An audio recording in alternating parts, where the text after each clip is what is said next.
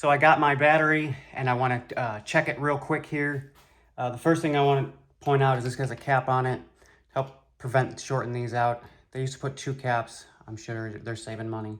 The next thing, this multimeter right here. This wavy line is for alternating current. This straight line with the little dotted line below it is DC. Some of the more cheaper multimeters won't show this, but this one does. If you can see it right there, the DC, volts DC, and this one will show volts AC. We're using DC because that's what all batteries are. All batteries are DC. We can go much more into that later, but that's not what we're doing today. Right now, I just want to test this battery before I put it in.